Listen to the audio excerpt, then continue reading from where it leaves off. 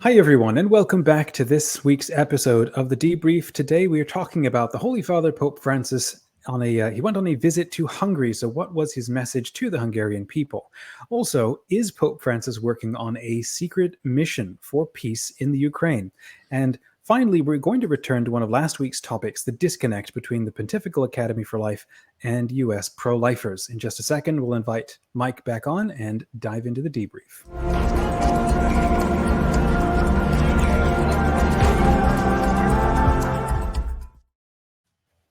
Hey, Mike, welcome to the show. Hi, Dominic. Thanks for having me. I'm hungry about talking about Hungary. Yeah, we had to go there. Friends, welcome to the Debrief. It's the weekly show where we dive into news, questions, and controversies facing the church today. I'm Dominic de Souza, founder of SmartCatholics. And I'm Mike Lewis, the co-founder and editor-in-chief of Where Peter Is. Whether you're a devout Catholic, a curious seeker, or just interested in the news and happenings in the church, here is our commentary, analysis, and context on the topics you've asked for. Okay, so let's dive into the visit to Hungary over the weekend. There was a bit of controversy, actually. I mean, no surprise there. On the lead up to the Holy Father's visit to Hungary, the Hungarian Prime Minister Viktor Orban has a reputation for being a right-winger and a nationalist, and is on the surface quite different from the type of leader that Pope Francis would support. So what was the political atmosphere surrounding the visit to Hungary? Yeah, this is one area where Pope Francis has endured a little bit of criticism. Obviously, the idea of being seen with a leader that is in the mold of the type of leader that he criticizes. Obviously, he's had some issues with nationalist and populist figures, strong men, and but he promised that he would go to Hungary. And Hungary is in a very key part of Europe, very close to the to where the conflict is happening between Russia and Ukraine. Mhm. And so Pope Francis decided that he was going to go, despite political baggage or accusations that might come along with it. There was fear that Viktor Orban would exploit the Pope's arrival for political purposes, and it appears that he did. Okay. Earlier in the week, he gave I guess, the State of the Union address in Hungary, and he made the claim that Vatican City and Hungary were the only two countries left in Europe that were still working for peace. Basically, and I'm not, a global, news expert, but what it seems that's been happening is Hungary is one of the few countries that has not been voting in favor of sanctions for Russia. They have not provided military aid to Ukraine during the war. And Orban has a long-standing friendship with Vladimir Putin. So although Hungary and Orban have condemned the attack on Ukraine, they haven't exactly been the most vocal supporters of the Ukrainian people. Now, Pope Francis, meanwhile, as the Pope, in a lot of the world, people want to see like victory for Ukraine or a positive military outcome, which, I mean, obviously in the secular world, that's an issue. That's the way that we tend to approach war. We see winners and losers. Pope Francis is calling for peace. He's calling for a ceasefire. He's calling for diplomatic solution. Obviously, in Catholic teaching, war is always a last resort. And so he's not rooting for Ukraine to rout Russia, although he has obviously acknowledged that Russia is the aggressor, that Russia's invasion is unjust, that he's described the Ukrainian people as martyred. But in his role as Pope, his purpose is to call for peace. Now, I don't know Viktor Orban's motivations, but as a weird coincidence, their messages align in an interesting way. Another thing that happened during this visit was that Pope Francis met with a Russian Orthodox bishop. His name is Metropolitan Hilarion, and he used to be Patriarch Kirill in Moscow. He used to be his right-hand man. But Okay. apparently there was some disagreement between them and in June of last year, and he got shipped off to Budapest in Hungary. So he met with Pope Francis, although I have seen a number of people criticizing Pope Francis for meeting with someone from the Russian Orthodox. Pope Francis will meet with anyone, and I'm certain that they talked about peace. Mm-hmm. So that there was a little bit of tension.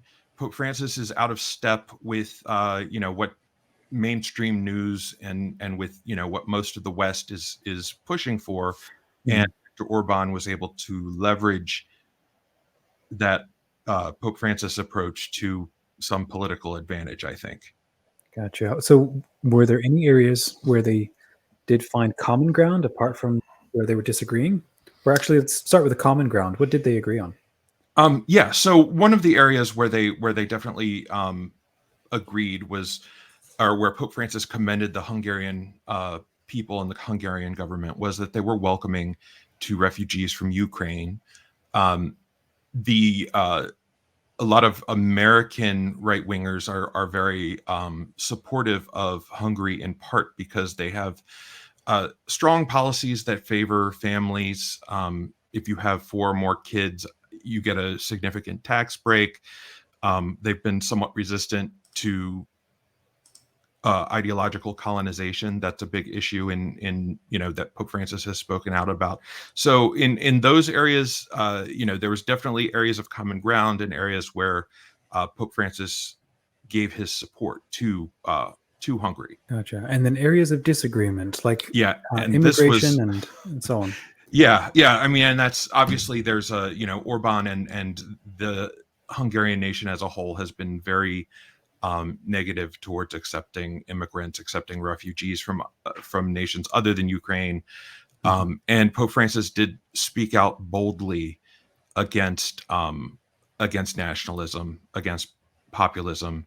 And at his closing mass, he spoke about how about opening doors and welcoming, and that was a very strong message that he opposes the immigration policies in Ukraine. Okay.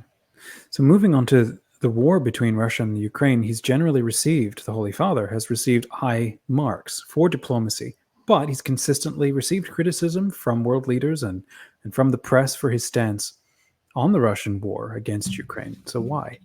Well, as we discussed earlier, it's because he has been reluctant to call people out by name. He's been reluctant to strongly push one military over the other, and the type of diplomacy that the Vatican has gone for the last century and a half. I mean, I can think of Pope Benedict XV in the lead up to World War I, or we talk about Pope Pius XI, who died on the eve of World War II. I mean, that war is something that popes have strongly spoken out against. Pope Francis has said there's no such thing as a just war. And what he means, he doesn't mean that there are not justifications to defend yourself or defend your neighbors, but every war has an unjust element to it. In this case, the invasion by Russia was unjust. And then throughout the war, individual soldiers, military leaders, propagandists, there are injustices that go on throughout any war. And really, what we need is peace. That's really the only, no matter who's right and wrong. And there is a clear right and wrong, and Pope Francis has acknowledged it, which side is in the right and which side is in the wrong. But peace is what he really wants to aim for. Okay. So out of that, on his flight back from Rome, we're now hearing that there is a secret mission for peace that the reporters were very interested in. And when asked, government officials from Russia and Ukraine denied any knowledge of such a plan. What is going on with this secret mission? Okay, so during Pope Francis's, he gave a very short interview this time on his way back from Hungary, because it was a relatively short flight. And at a certain point, he spoke about how he and Viktor Orban were discussing a mission going on I'll read the words. Even now there is a mission going on, but it is not public yet. Let's see. When it is public, I will talk about it. So then what happened was he didn't give any information, and reporters called up government officials in Moscow and Kiev, and they said they had no idea what he was talking about. And because he had been getting a little bit of pushback about his approach to the war already, he was sort of the butt of some jokes, it seemed. Now, last night I saw headlines, and then this morning there have been a number of stories where the Vatican Secretary of State, Cardinal Parolin, acknowledged that this plan, whatever it is in place, and that we'll be hearing about it soon, and that he's surprised that these other governments are denying it. Of course, if it's a secret plan, maybe the Pope shouldn't be talking about it on an airplane. I don't know. We'll have to wait and see. We'll have to wait and see exactly what's going on. Okay. It does, the fact that he's mentioning it does seem to imply that this is not something, I don't know, of a political level, but more of a, I don't know. It doesn't seem to be as serious as like a Cold War conspiracy. Yeah, I mean, really, he didn't give any real details. I mean, it could be something as simple as a prayer initiative. Maybe he's going to consecrate Russia and Ukraine all over again to the Immaculate Heart of Mary. A good one. I mean, it could be. I mean, that was probably his most significant, or his most, in a spiritual sense, it was probably one of the biggest actions that he's done. And it was one of the few things that unified traditionalist Catholics and mainstream Catholics too. So it was very popular, and it was something that the Ukrainian bishops called for. Mm-hmm. But yeah, I mean, I have no idea what he could be talking about, because his aim is to end hostilities, and mm-hmm. I just don't, I don't know what the route is, and a lot of people don't.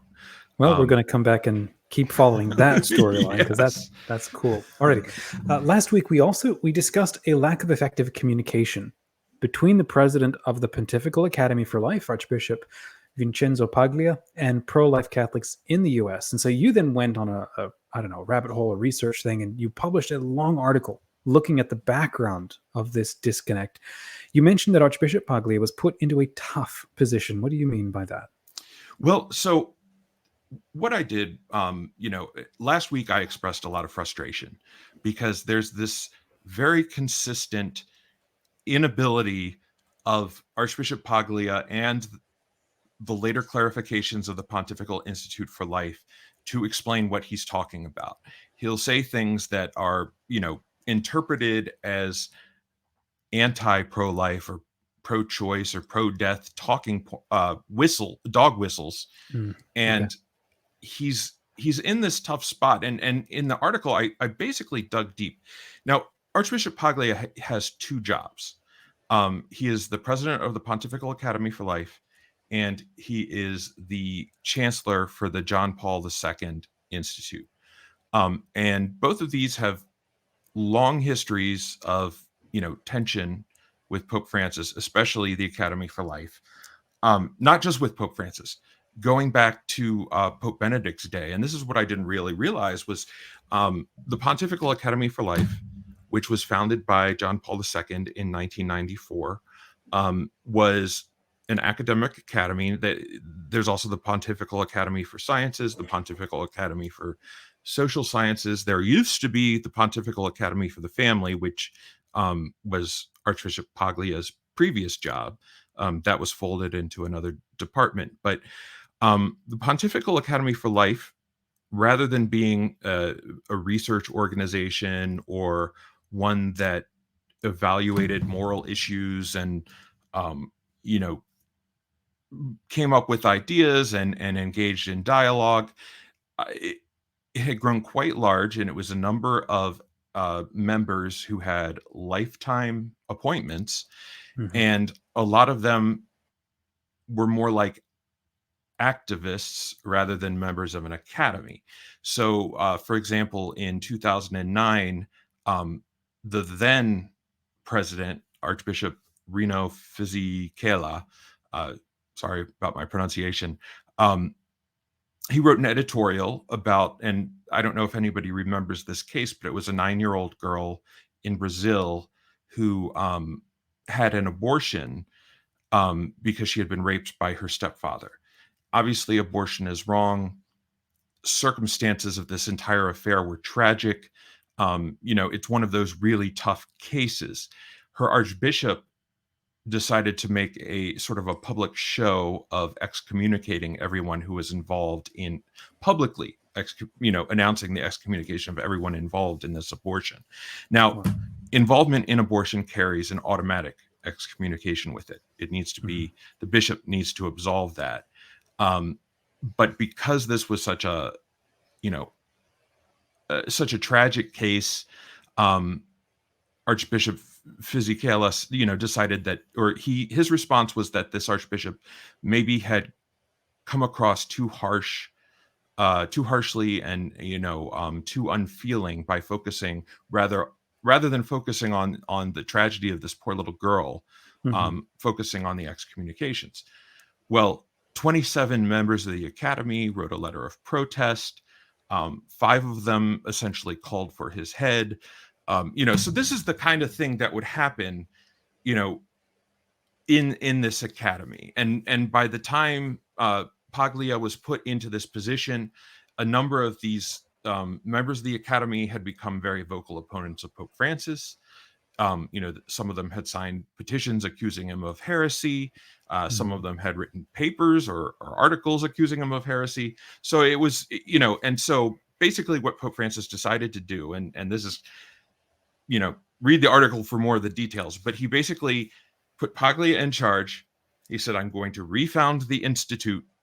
And he essentially fired all the members. Wow. And so we're starting again from scratch. Then a few months later, they re-established the Pontifical Academy for Life with 45 members. And it was probably about half and half old members and new members. It had a new scope. It was described as primarily scientific. We're going to explore all life issues. Now, my friend Rodrigo Guerra from Mexico, he was one of the few that made the cut. But the problem is, and sorry to, give this long background, but what comes down to is now that the people who were inside the academy, who are criticizing the academy, they're now outside the academy. So on top of being, like being agitators, now they aren't bound by, they're embittered rather than bound to being within the academy. So, So it's just and they've gotten, and because of the general media landscape, they've been able to find a lot of friendly media outlets to help them promote this message that Archbishop Paglia is, he's a member of the Lavender Mafia. He's he doesn't care about abortion. He's not pro-life. He supports assisted suicide. He's and so that's basically what's going on. And then over on the other side with the John Paul II Institute, he's faced similar challenges there as well. Yeah, and I mean that's maybe to a little bit lesser of a degree, but and this has gone back. This went back to the synods on the family. Now, one thing that was noted was that no members of that faculty were invited to either one of the synods, so there was already a little bit of bad blood. But then when Amoris Laetitia was released, the leaders of the Pontifical Academy, or the John Paul II Institute for Marriage on the Family, so you have the Pontifical Institute of Marriage and the Family is basically resisting the pontiff's landmark document on marriage and the family. They rejected, basically they took the anti-Amoris Laetitia side of the argument. They released papers, or they would publish books that would pretend to be friendly to Amoris Laetitia, but they would give sort of the false interpretation of Amoris Laetitia. And I think Pope Francis decided that institute needed an overhaul as well. And so he refounded that institute, and their president and vice president were removed from the faculty, and there have been a lot of hard feelings there as well. There's a rumor, I don't know if it's true, but I've heard it from several sources, that Monsignor Livio Molina, the former president of the institute, was actually one of the primary ghostwriters of the Dubia. Okay. Basically, the JP2 Institute was quietly leading the resistance against Amoris Laetitia. And if you're working for a Pontifical Institute on Marriage and the Family, in 2023, yeah, when Amoris Laetitia comes out, you can't, you just can't be opposed to it. So, yeah, but those have been two marks against Pope Francis's papacy by his critics, that he let such strong people go. But it was a chaotic situation. So, but this is what Paglia walked into. In your article talking about support, then you concluded the root of the communication problem is a fundamental difference in the way the Catholics in the U.S. and Catholics in Italy approach the issue of abortion. Can you unpack that? Yeah, and so besides the historical background, I noted that Archbishop Paglia makes himself a very easy target, and there are cultural reasons for that, political and cultural reasons for that. As everyone, as American pro-lifers know, when Roe v. Wade, when the decision was handed down in 1973, only a handful of states and the District of Columbia had liberal abortion laws. There were states where they had referendums to legalize abortion, and they lost by huge margins. There was momentum to repeal some of the laws. For example, the state of New York, the state legislature in 1972 actually voted in favor of a law that would have repealed their abortion policy, but it was vetoed by the governor. But I mean, you could see that there was this momentum going. The pro-life movement was, working to prevent these laws from going into effect. And then, boom, in 1973, Roe versus Wade happens. Any restrictions on abortion in the first trimester and most restrictions in the second trimester are swept away. And all of a sudden, that became the focus of the U.S. pro-life movement. The Supreme Court ruled 7-2 in favor of legal abortion, and it was on January 22nd, 1973, and January 22nd, 1974 was the first March for Life. And, I wrote about how Cardinal O'Malley was involved in the planning of those early marches and was a good friend of their founder, Nellie Gray. Our entire view of abortion in the United States has been, for 49 years, was focused on finding that fifth Supreme Court justice who would help overturn Roe, so that the issue would return to the states, it would return to the people, so that there could be a democratic process. Instead, it was just sort of a shock, and then the process was stopped dead in its tracks. And whereas in Italy, this is what happened: was the legislature passed a law in 1978 called Law 194. There was one referendum in 1981 to overturn this law. It happened in May of that year. Pope John Paul II spoke out very strongly against this on Sunday, May 10th. Sunday, May 13th, he was shot in St. Peter's Square. And as he's recovering in the hospital from this attack, the Italian people ratified abortion with 68% approving. That was the end of the political pro-life movement in Italy, 1981. Okay. So when Italians look at abortion, they aren't looking at it, and they can't look at it in political terms. They don't have pro-life politicians. There's no realistic chance of changing abortion law in a significant way in Italy. Even their far-right politicians will say, I'll protect Law 194. I'm not touching that. That there's no political viability to anyone who's trying to overturn Italian law. And so, and I think on the Pontifical Academy's part, they don't realize how real. I mean, Roe versus Wade was overturned last year. by happenstance, just a certain combination of retirements and justice, Supreme Court justices dying, and the situation resulted in the overturn. If we were in a similar situation as Italy is, we might not be as singularly focused on abortion law, but that's just how we've wound up. And there's just this miscommunication, which you can read about it more in my article. But I think we need to understand why these two approaches are so different from each other. Well, look, thank you for going into such depth with all of this. And we'll put the link in the show notes for those who want to check it out. Please visit wherepeteris.com and have a look at this article. Mike, thanks for the debrief. This week, maybe next week, we'll know a little more about this peace plan. If not, we'll just keep watching until the Holy Father says something.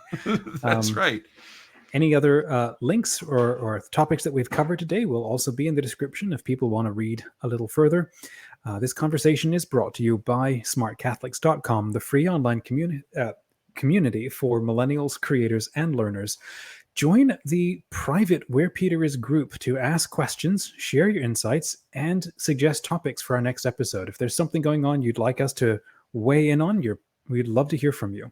Yeah, and visit wherepeteris.com for articles, commentaries, spiritual reflections written by and for faithful Catholics who support Pope Francis.